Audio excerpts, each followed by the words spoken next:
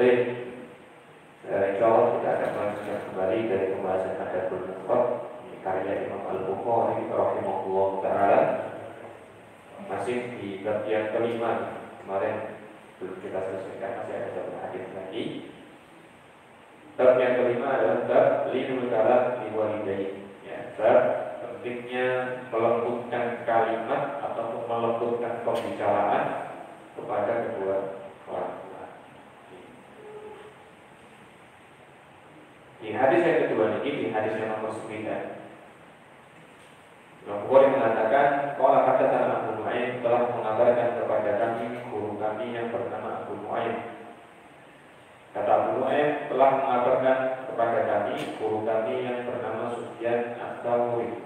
Sufyan Ats-Tsauri, beliau meninggal di tahun 161 Hijriah, salah satu orang yang paling soleh dan dikatakan sebagai salah satu wali dari wali-walinya Allah. Pernah ditanya oleh seseorang, oleh Sufyan Ats-Tsauri, bagaimana bisa kamu mencapai level menjadi walinya Allah? Kemudian kata Sufyan Ats-Tsauri, saya bisa mencapai level ini, derajat ini, karena tidaklah setiap waktu sholat itu saya sudah datang bahkan sebelum muadzin itu mengumandangkan azan. Di istiqomahnya Sufyan Ats-Tsauri dalam mendatangi masjid sebelum azan, ini pun ternyata menjadikan beliau diangkat derajatnya menjadi orang yang jauh lebih baik daripada manusia biasa. Nah, itu bisa dipakai. Nah, di sisi lain karena waktu ilmunya yang luar biasa. Sufyan Ats-Tsauri, ya, termasuk orang yang paling soleh di zamannya. Sufyan Ats-Tsauri. An Hisham bin Urwah, dari gurunya yang namanya Hisham bin Urwah. Ini adalah Hisham bin Urwah bin Zubair bin Awwam, putranya Urwah bin Zubair.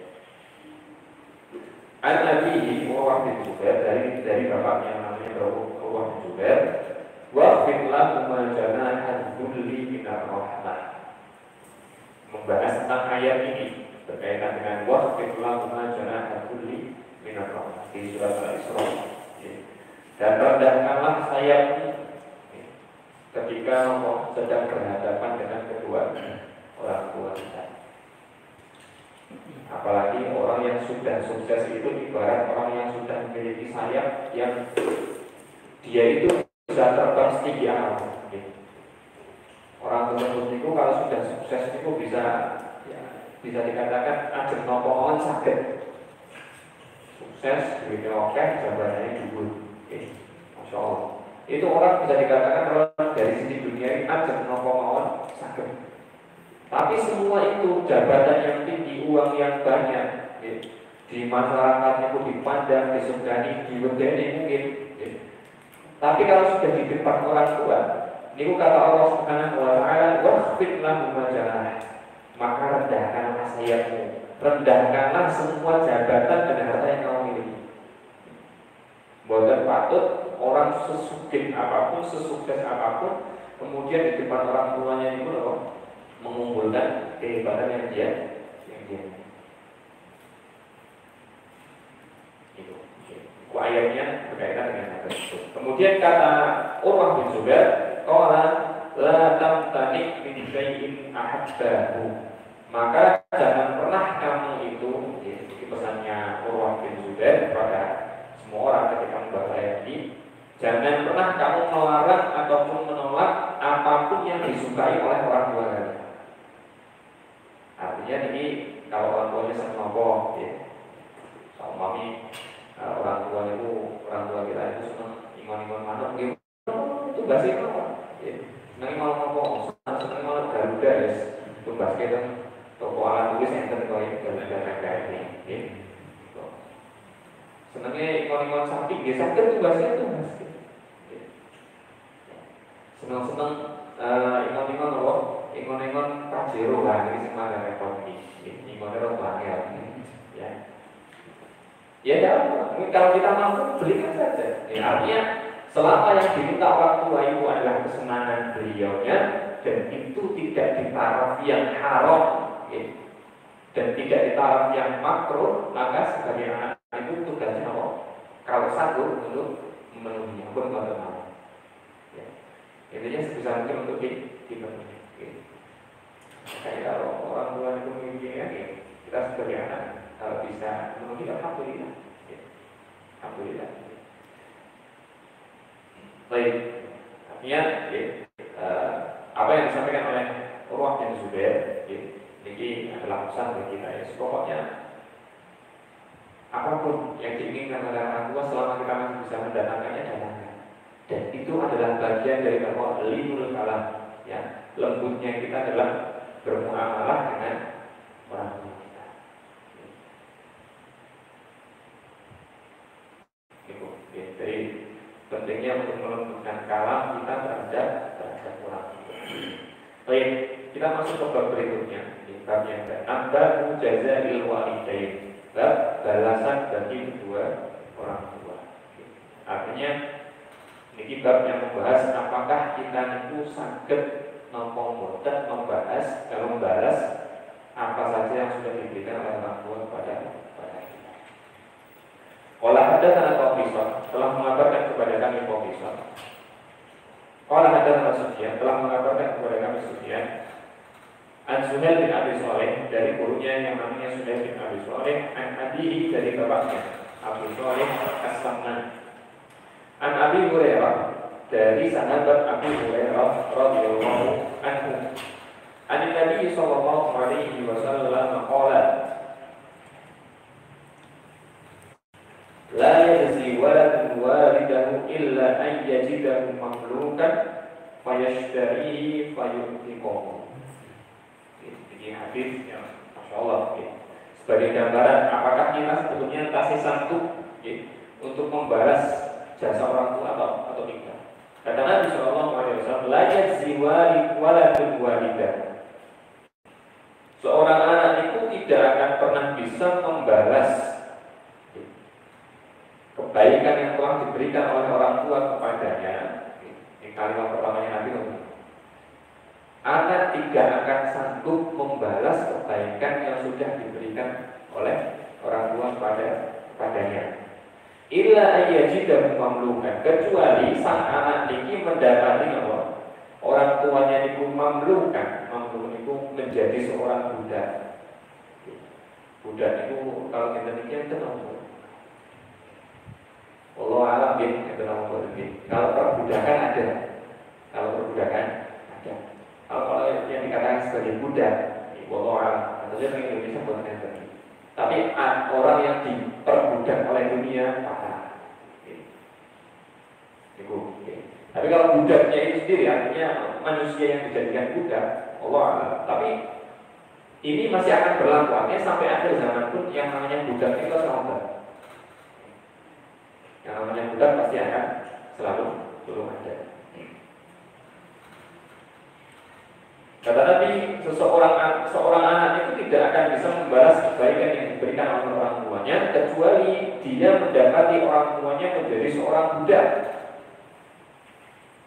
Fayashtarihi fayu'tiqahu. Kemudian anak ini membeli orang tuanya yang tadi menjadi budak itu, fayu'tiqahu. Kemudian dia membebaskan ataupun memerdekakan orang tuanya.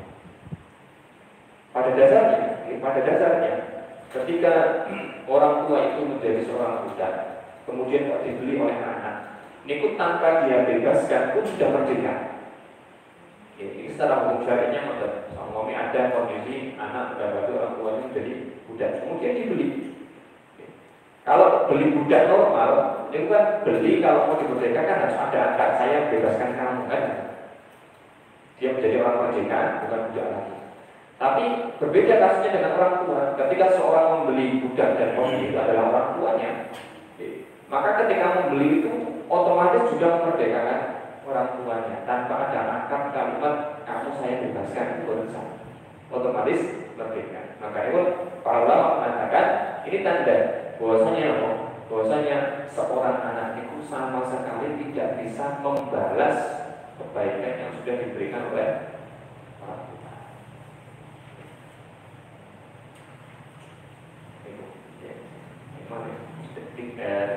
kesempatan ya, untuk anak untuk membalas saking besar jasa seorang.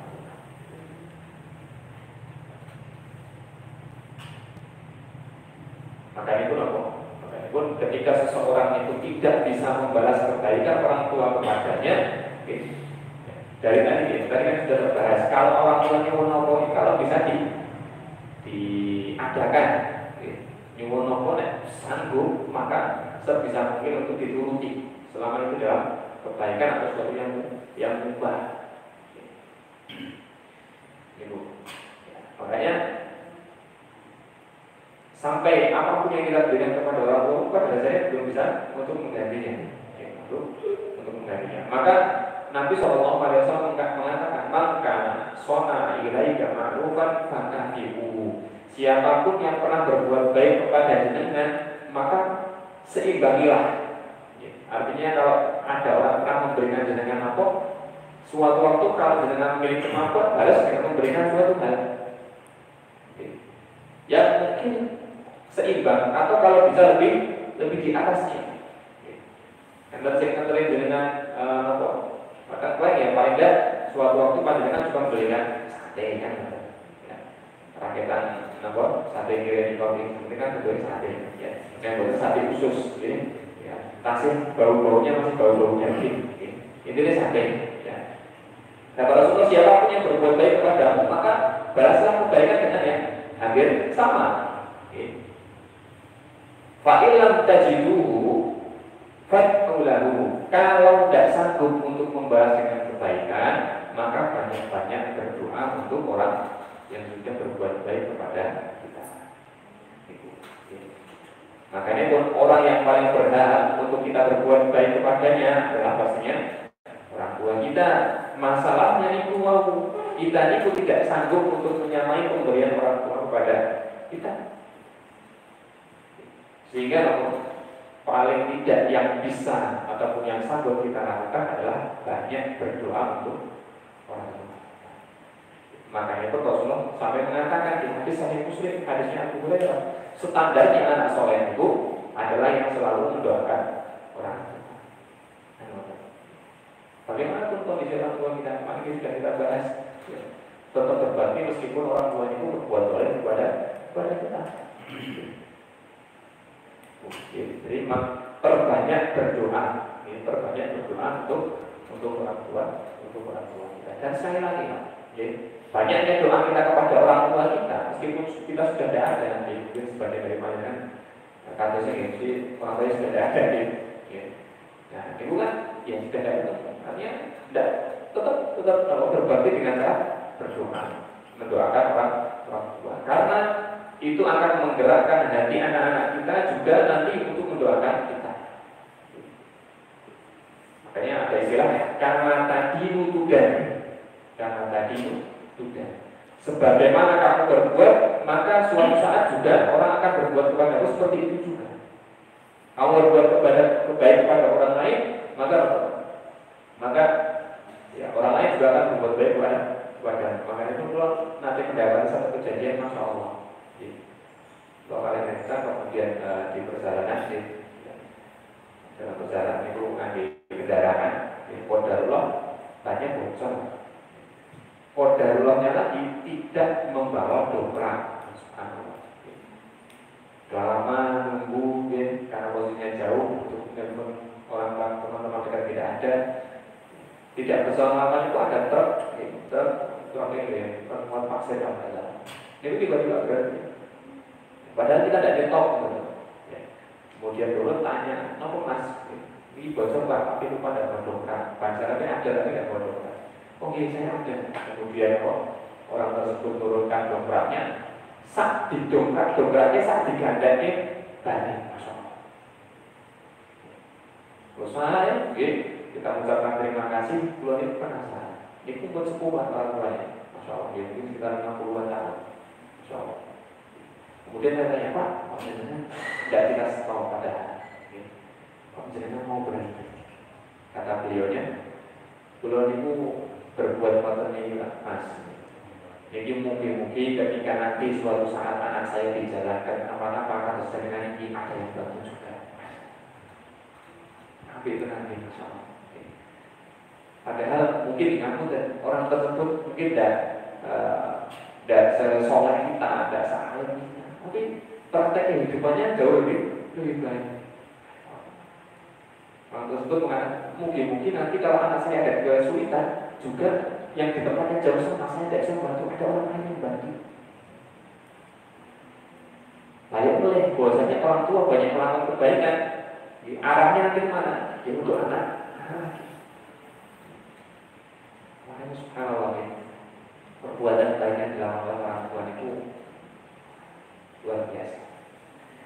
Baik, makanya pun fadlulah perbanyaklah berdoa untuk dua orang. Kemudian hadis berikutnya, hadis yang ke-11. Kalau kita ada telah mengabarkan kepada kami Adam bin Abi Iyas, gurunya Imam Bukhari. Kalau ada Syu'bah telah mengabarkan kepada kami Syu'bah ini temannya Sufyan Ats-Tsauri sama-sama solehnya, sama-sama luar biasa nek ngapal hadis. Jadi Syu'bah ini termasuk ulama hadis besar. Bisa dikatakan per orangnya itu tahu kondisinya. Jadi beliau itu di hafalan beliau itu punya data. Pak ini, gurunya ini, muridnya ini, dia pernah jalan-jalan ke sini untuk nyari hadis, pernah ngajar di sini, asalnya dari sini, dari suku ini. Itu per orangnya beliau ada datanya. Dan perawi hadis itu kan ribuan. Jadi database capil itu kalah. Kenapa? Karena beliau tahu pribadinya orang ini kalau ngafal di hadis yang nomor sekian orang apik hafalan. Orang ini nek ngafalin hadis yang ke-1000 berapa? Bagus semuanya. Itu subhanallah. Makanya kalau di tes IQ itu IQ-nya hadisnya 570. Tes IQ-nya sebuah. Karena saking hebatnya luar biasa orang tersebut. Jadi sampai orang itu tahu, ya Syu'bah itu tahu siapa orang yang hafalannya baik, siapa yang hafalannya. Padahal jumlahnya ribuan orang. Luar biasa Syu'bah. Sama solehnya, sama luar biasanya dengan Sufyan. Baik. Qala hadatsana Sa'id bin Abi Burdah telah mengabarkan kepada kami Sa'id bin Abi Burdah. Qala sami'tu Abi, saya telah mendengar bapak saya Abu Burdah mengatakan, "Anahu syahida Ibnu Umar wa rajulun yamani yatufu bil baiti." Saya pernah melihat kata Abu Burdah, saya pernah melihat Abdullah bin Umar bin Khattab, anaknya Umar bin Khattab ini.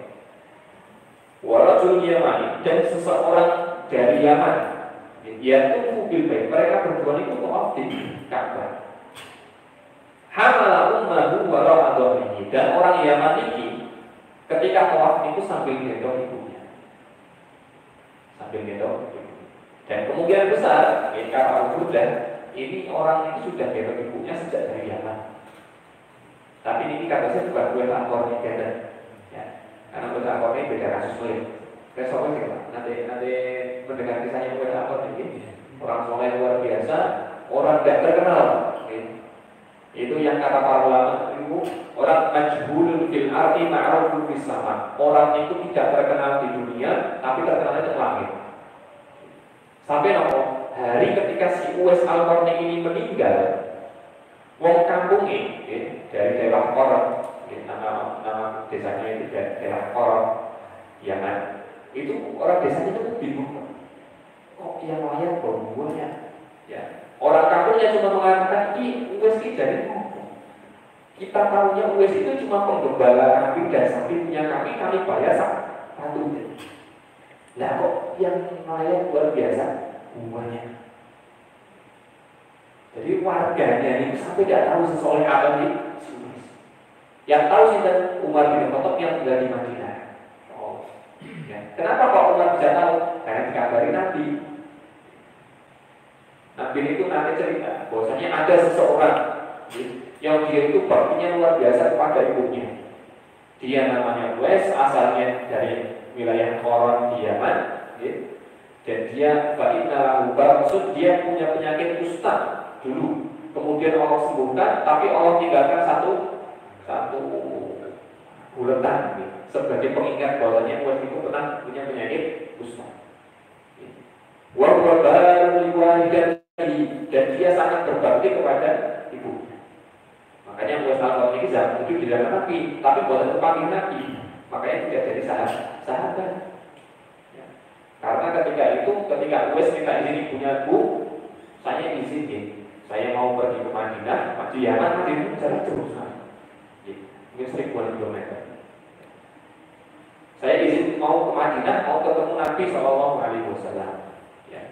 Kata ibunya, ya sudah sana, saya izinkan. Tapi kalau sudah sampai Madinah langsung balik. Rasa mampir-mampir, meskipun kocok mungkin yang saya pahami. Jadi pokoknya sampai ketemu Nabi, sampai rumah beliau, selesai urusan, pulang. Akhirnya beliau datang ke kota Madinah, sampai di kota Madinah, Qadarullah tidak ketemu. Yang ketemu hanya istri-istrinya Nabi. Sampai rumahnya Nabi, saya mau ketemu Nabi Muhammad. Kata istrinya, tidak, Nabi sedang tidak ada di rumah. Nabi sedang safar. Kata Uwais, kira-kira baliknya kapan? Tidak tahu, mungkin semingguan lagi waktu. Tidak cocok ini. Padahal pesan ibunya apa? Suruh langsung. Akhirnya apa? Karena Uwais saking taat luar biasanya kepada ibunya, beliau merelakan untuk tidak menjadi sahabat Rasulullah. Ya, karena menjadi sahabat kan perlu melihat Nabi. Ya. Beliau merelakan untuk tidak menjadi sahabat Rasulullah demi bakti kepada ibunya. Seketika itu, karena tahu Nabi tidak akan pulang dalam waktu yang dekat, beliau langsung balik ke Yaman. Luar biasa. Itu salah satu kejadian. Kejadian yang lain, Uwais Al-Qarni ini, ya, ibunya bilang, ibu pengen haji. Ini pikir aku oleh Uwais Al-Qarni, posisinya Uwais ini orang miskin, tidak punya apa-apa. Tadi kerjanya namun gembala sapi atau kambing saja. Bayarannya kayak sapi. Dan pastinya untuk berangkat ke haji itu tidak sedikit biayanya. Ya, akhirnya Uwais itu mengumpulkan sedikit demi sedikit uang, kemudian dalam beberapa riwayat disebutkan dibelikan ketika uangnya sudah dikumpul, dibelikan anak sapi berderet. Kemudian setiap hari Uwais Al-Qarni itu pagi, dalam riwayat yang lain pagi dan sore dia latihan gendong berderet, digendong kan berderet, masya Allah. Naik turun bukit, naik turun, setiap hari. Ya, otomatis namanya berderet, tambah dino tambah kuat. Tetap latihan gendong terus. Sampai tiba masa musim haji, ya tadi sapi yang digendong juga sudah tambah besar, ya. Semakin baik, semakin fisiknya Uwais tambah buat. Dia sudah siap untuk gendong ibunya dari Yaman sampai ke Mekah. Biasanya ini pengen apa? Ajeng haji, ajeng umroh, kok boleh sakit gendong, tinggal nyambung kursi roda, bayar 400 rial rampung, itu sing dorong, ya mungkin itu baginya orang sana ini nggak tahu ini bayar ibu numpak kursi roda. Tapi kalau Uwais tidak punya duit misalnya, ayah dia sudah dari Yaman sampai Mekah digendong ibunya. Kemudian berangkat ke Madinah mengunjungi Nabi, makamnya Nabi. Itu juga digendong dari Madinah balik lagi yang semua digendong. Saking baktinya luar biasa. Sampai-sampai Nabi cerita kepada para sahabat dan Umar, kalau nanti ada sekelompok orang dari Yaman, ya, namanya ada yang namanya Uwais, asalnya dari desa Qoran, wilayah Yaman, maka kamu minta dia untuk doakan kamu.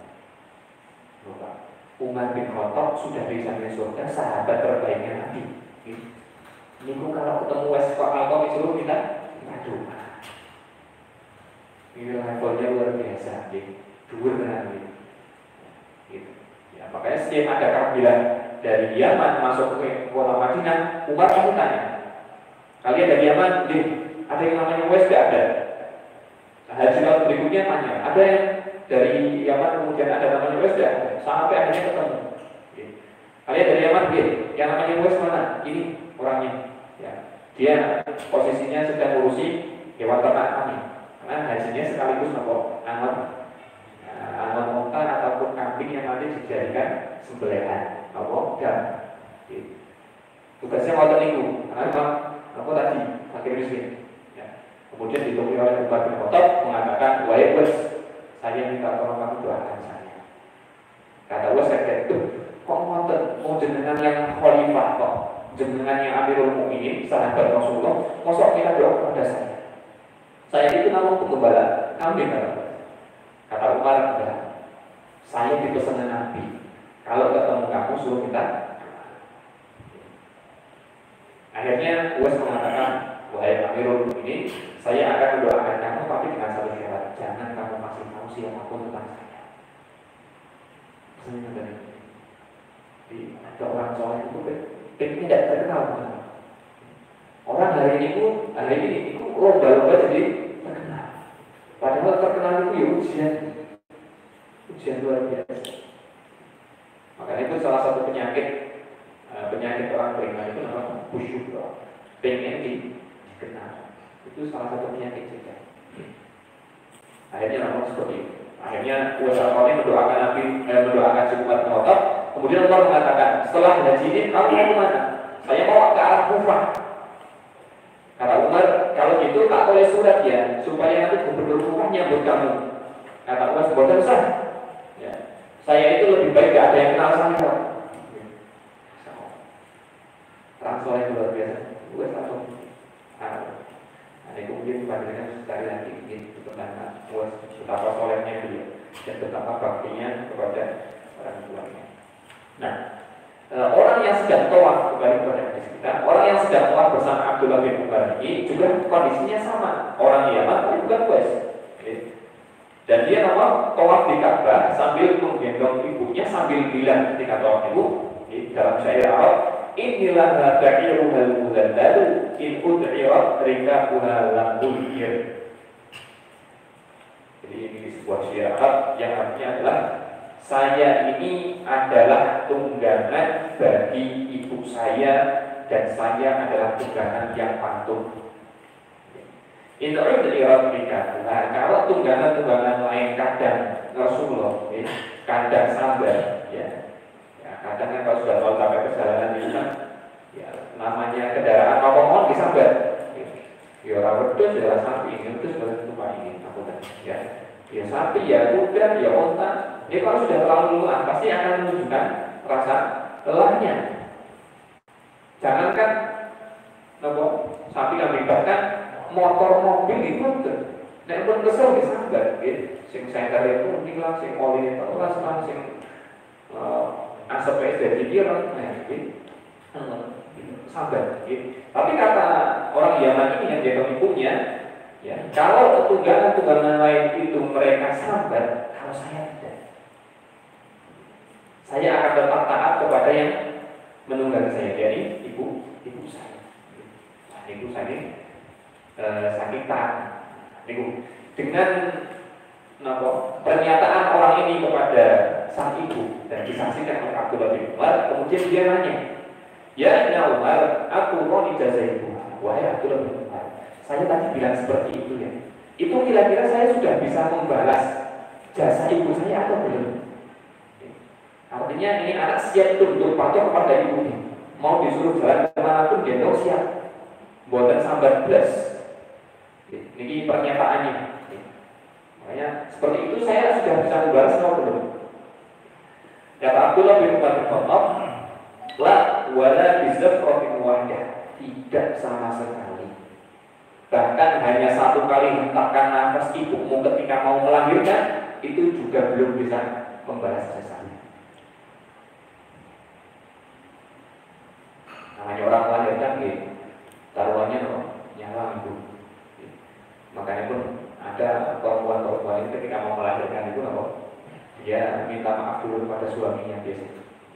Karena pertaruhannya jangan ini 12 ya. Paling tidak saya sudah minta maaf sama suami saya. Karena pertaruhannya. Tapi kata Abdul Umar, meskipun itu dibandingkan dengan satu hentakan nafas, ya. Kalau bahasa satu ngedenan, seorang ibu ketika mau melahirkan itu belum sebanding dengan kebaikan yang pernah diberikan oleh orang tua. Sunnah Ibnu Umar, Fa'atal maqam, kemudian Ibnu Umar melanjutkan tawafnya, sampai setelah selesai tawaf beliau mendatangi maqam Ibrahim. Ini maqam Ibrahim itu bukan kuburannya Nabi Ibrahim. Kalau bahasa Arab kuburan itu makbarah. makbar kubur. Nah, di kalau makom itu tempat berdiri. Ya. Makanya kalau saat melakukan dengan tawaf itu kemudian ya pernah ngecek makom Ibrahim seperti apa, ini kan ada seperti bekas kaki dari Nabi Ibrahim. Itu, ya. Artinya itu adalah batu yang menjadi pijakan Nabi Ibrahim ketika membangun Ka'bah. Ya, bukan membangun dari awal gitu. Tapi itu membangun ulang Ka'bah. Karena sejarah menyatakan bahwasanya Ka'bah itu pernah hilang, hancur. Ketika apa? Ketika banjir bandangnya zaman Nabi Nuh. Itu hancur. Yang tersisa tinggal kuaid itu apa? Kuaid itu fondasi utamanya. Dan sebetulnya Ka'bah di zaman Nabi Ibrahim dengan zaman saat ini beda. Jadi kalau Ka'bah di zaman Nabi Ibrahim itu bentuknya kados persegi panjang. Persegi panjang. Kalau saat ini yang kita lihat kados kotak. Meskipun itu sebetulnya panjang, lebarnya beda. Panjang lebarnya berbeda. Karena bangunan asli Ka'bah itu bukti yang jadi Ismail yang ada lengkungan itu. Ya, ini kalau dibangun utuh, itu kan persegi panjang. Dan di zaman Nabi Ibrahim itu pintunya dua. Ya, kalau yang kita lihat sekarang kan pintunya yang dekat dengan Hajar Aswad. Jadi di belakangnya, kalau seberangnya itu juga ada pintu dulu. Dan dulu atasnya itu tidak ditutup. Kemudian direnovasi sampai akhirnya pada hari ini seperti itu bentuk Ka'bah. Dan itu dibangun oleh Nabi Ibrahim beserta anaknya Nabi Ismail. Dan itu juga Masya Allah, ya. Artinya ketika pembangunan itu kan yang meminta ataupun menyuruh untuk membangun ulang bangunan Ka'bah itu sudah Allah Subhanahu wa Ta'ala. Tapi ketika selesai bangun, apa yang dikatakan Ibrahim? Rabbana taqabbal minna innaka antas samiul alim. Ya Allah, terimalah amalan kami, terimalah apa yang kami lakukan ini. Innaka antas samiul alim. Karena Engkau itu yang maha mendengar dan maha mengetahui. Ini juga menjadi hikmah bagi kita. Memang segala amal soleh kita itu yang menyuruh kita Allah Subhanahu wa Ta'ala. Tapi kita juga harus selalu minta untuk diterima amal kita. Kita diminta untuk selalu berharap amal kita, ya Allah, terimalah amalan kami. Seperti apapun amalan kita, kita selalu diminta. Karena apa? Ya, kita itu tidak tahu amalan mana yang diterima oleh Allah. Maka itu ada satu riwayat dari Abdullah bin Umar bin Khattab mengatakan, jika ada satu amalan sholat saya yang diterima dan saya tahu itu betul-betul diterima oleh Allah, itu lebih membahagiakan bagi saya daripada saya ibadah 60 tahun tapi tidak tahu mana yang diterima. Itu sekelas Abdullah bin Umar yang kalau mungkin secara catatan sejarahnya itu pasti kebanyakan amalnya diterima. Tapi beliau mengatakan seperti itu. Artinya memang berharap amal diterima itu. Kemudian apa? Ketika selesai dari tawafnya, Abdullah bin Umar mendatangi makam Ibrahim. Pas sholat rakaat kemudian beliau sholat di belakang makam Ibrahim. Jadi ini satu-satunya sholat yang bisa digantikan oleh orang lain. Jadi semua sholat apa-apa, sholat itu adalah amalnya masing-masing pribadi orang, boleh sakit digantikan. Jadi boleh sakit, satu kami orang tua kita sudah meninggal, kemudian aku tak sholat duhur, yang rapat, berarti aku tak sholat yang rapat. Nah, di sini dan dia ibu saya boleh sakit. Tidak bisa. Saya sholat tahajud 22 rakaat. Kenapa? Yang 11 untuk saya, yang 11 untuk orang tua saya ataupun siapa. Ini aku bukan sakit. Kecuali ini. Kecuali sholat di belakang makam Ibrahim. Ketika kita membadalkan haji atau membadalkan umrah orang lain. Jadi boleh kita menjalankan sholat di belakang makom itu. Kalau tujuannya untuk membadalkan orang. Tapi mau, bahwasanya syarat untuk membadalkan orang lain juga apa? Kita juga sudah harus umrah atau sudah harus haji terlebih dahulu. Kalau sakit, kemudian kita umrah, kemudian aku ingin membadalkan orang tua aku sih. Padahal posisinya kita belum umrah, betul sakit. Tidak kan? Makanya pernah kejadian waktu itu. Ketika sedang niat haji, ini semua sahabat berkumpul bersama Nabi, kemudian semuanya mengungkapkan niat hajinya, labbaik hajjan, niku atau labbaik umratan. Kemudian ada satu orang yang didengar oleh Nabi mengatakan labbaik an syubrumah, ya Allah kami penuhi panggilanmu dari orang yang namanya Syubrumah. Nabi dengar kata itu, langsung ditanya, man Syubrumah ini siapa? Kemudian dijawab oleh orang ini saudara saya ya Rasulullah, sudah meninggal dia. Kata Nabi, apakah aku sudah haji untuk dirimu sendiri? Kata orang ini, belum ya Rasulullah. Maka hajilah untuk dirimu sendiri, baru setelah itu kamu haji untuk si Syubrumah. Ini diambil faedah oleh para ulama, bahwasanya orang itu tidak bisa menggantikan haji atau orang lain sebelum dia haji atau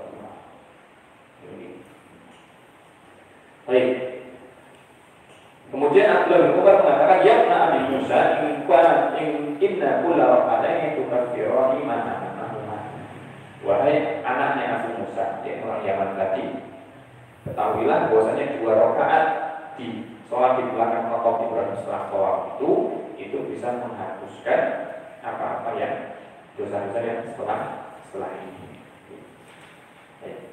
Artinya ini faedah besar bagi orang yang sholat di belakang makom Ibrahim. Mas, tapi kan ramai tidak bisa seperti itu. Apakah boleh sholat di tempat lain tidak harus di belakang makom Ibrahim? Salah. Panjenengan tidak harus sholat tepat di belakang makom Ibrahim. Ya, bisa di sampingnya, bisa di belakangnya jauh, tentu di mana asal jika tidak memungkinkan. Baik. Kemudian hadis berikutnya. Qala hadatsana Abdullah bin Shalih telah mengabarkan kepada kami Abdullah bin Shalih, qala hadatsani Al-Laits telah mengabarkan kepada kami Laits bin Sa'ad. Ini orang Mesir.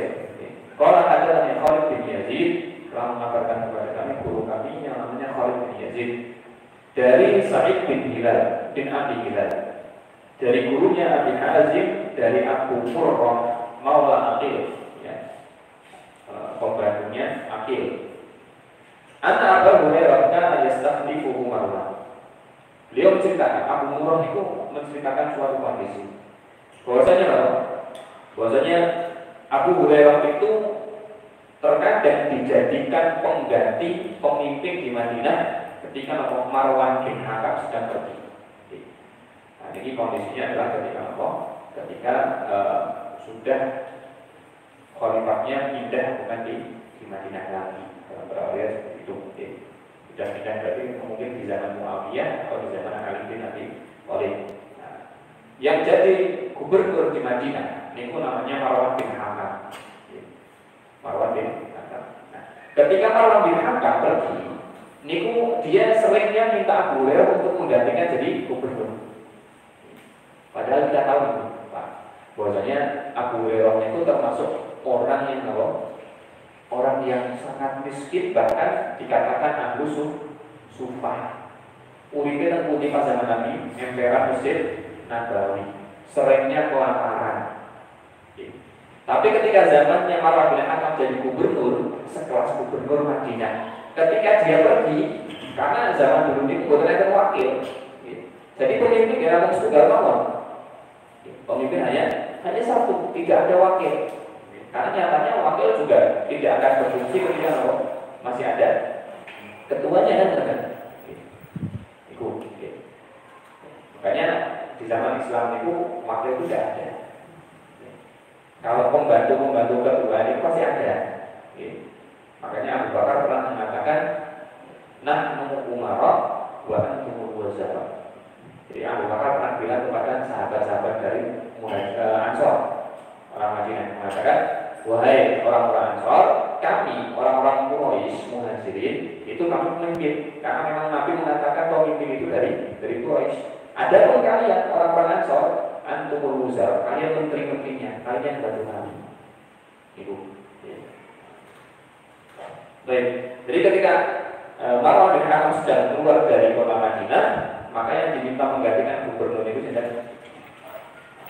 Abu Hurairah. Kenapa yang diminta adalah Abu Hurairah, bukan pejabat-pejabat yang lainnya?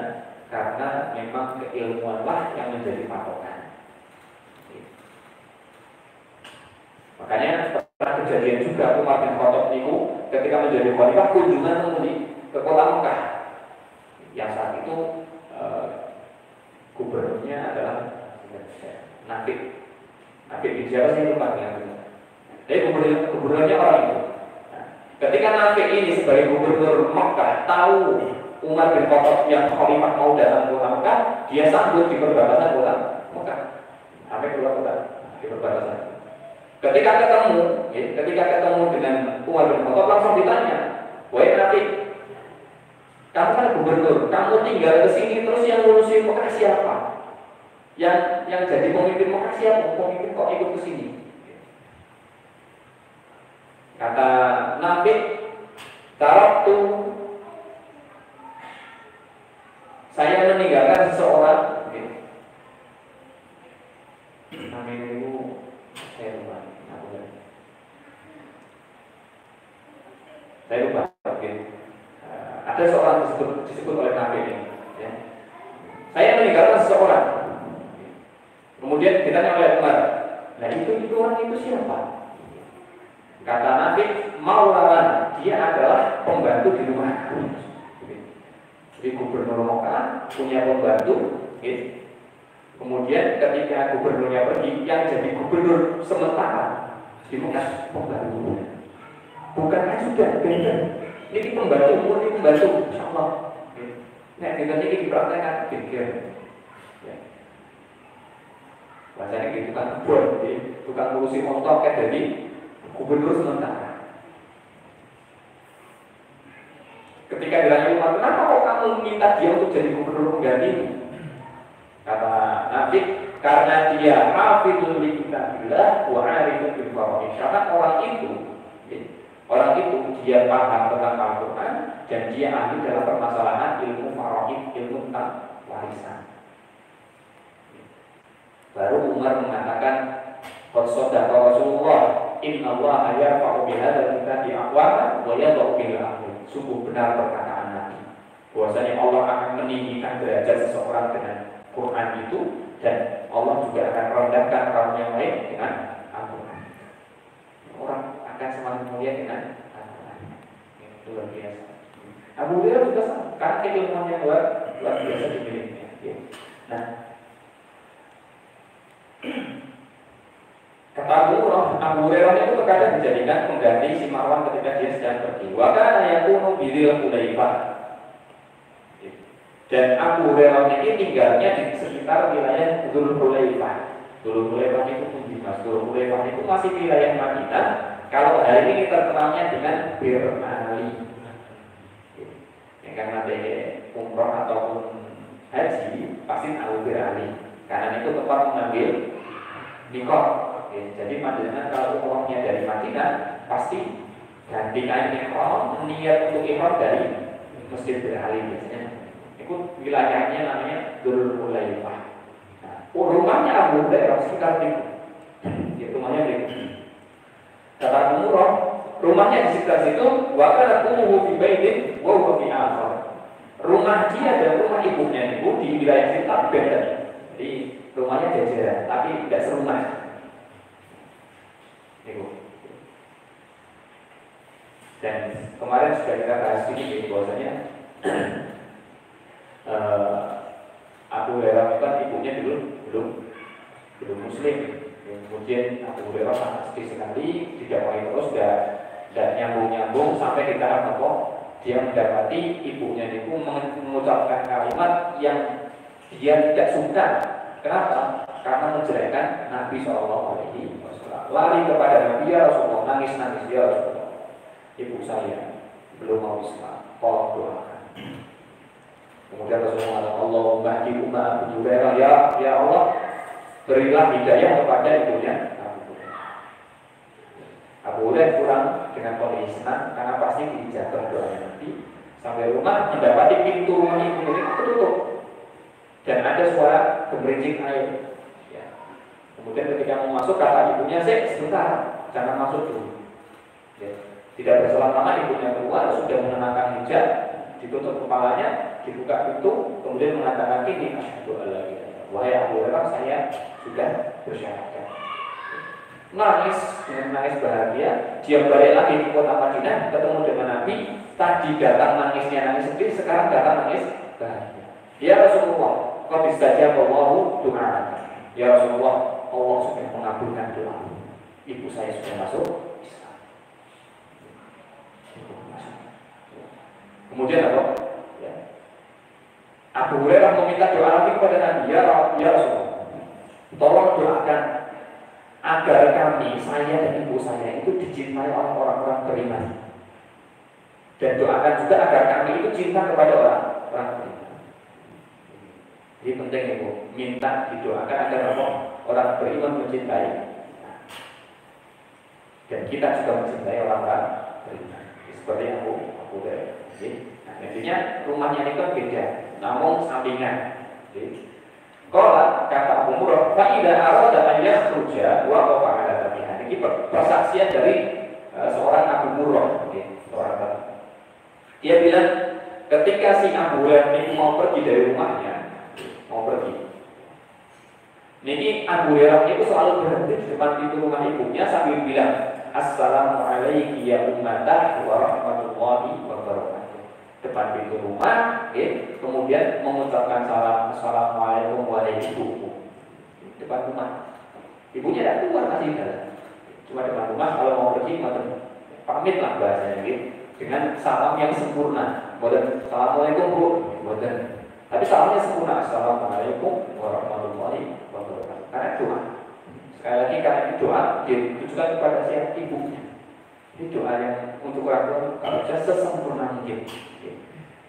Abu Hurairah mengucapkan salam seperti itu, maka ibunya jawab, "Waalaikumsalam warahmatullahi wabarakatuh." Dan begitu pula kepadamu, wahai Abu Hurairah, semoga keselamatan dan rahmat selalu menyertai.